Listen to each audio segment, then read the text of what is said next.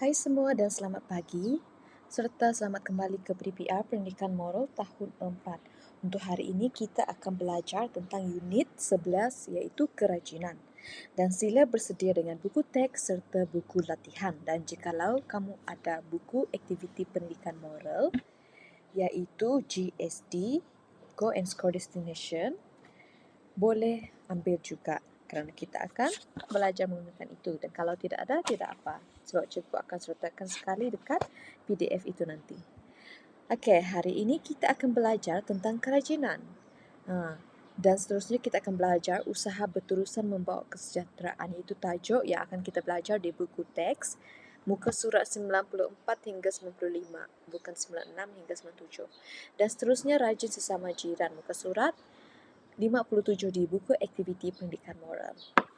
Sebelum kita mula, kita nak tahu apa itu maksud kerajinan. Kerajinan ini bermaksud usaha yang berterusan, penuh dengan semangat ketekunan, kecekalan, kegigihan, dedikasi dan berdaya maju dalam melakukan sesuatu perkara.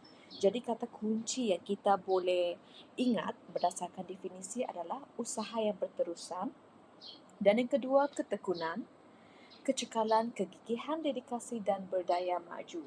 Jadi ini adalah contoh kata kunci yang kita boleh ingat jikalau kita nak tahu apa maksud definisi bagi kerajinan. Okey. Dan seterusnya kita nak tengok contoh ayat dia pula. Bagaimana kita nak kenal pasti definisi kerajinan ni melalui ayat. Okey. Kamu boleh tengok sini. Yang pertama, Mastura sentiasa membuat banyak latihan dalam mata pelajaran matematik supaya mendapat keputusan yang cemerlang.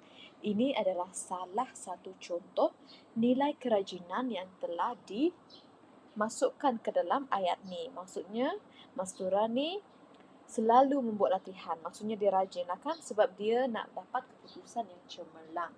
Okey. Dan yang kedua, Siva mempunyai hati yang cekal untuk menghadapi kegagalan dan bertekad untuk mendapat keputusan yang lebih baik pada masa akan datang. Ini juga salah satu contohlah nilai kerajinan tu. Dan yang lain kamu boleh baca. Okey? Dan ini yang cikgu ambil daripada blog Pendidikan Moral SPM.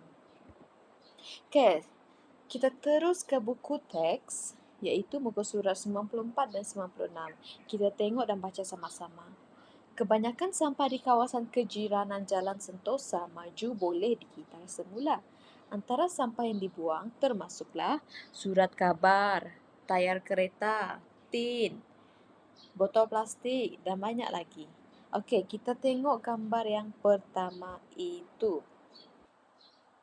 Nelson dan Romaisi berbincang dengan jirannya. Mereka membuat keputusan untuk mengasingkan bahan kitar semula untuk digunakan sebagai perhiasan di sekitar kawasan kejiranan.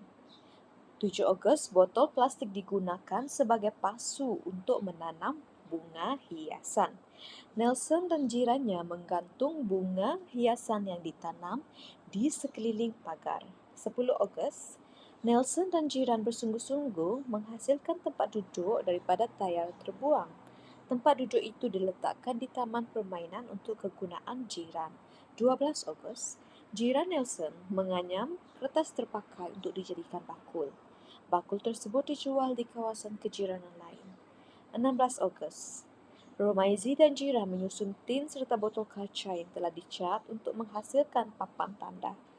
Mereka bersemangat menghasilkan papan tanda selamat datang yang terbesar. 20 Ogos, kawasan kejiranan Jalan Sentosa Maju menerima anugerah Taman Inovasi. Sikap dedikasi yang ditunjukkan oleh semua jiran mewujudkan kehidupan yang sejahtera dan harmoni.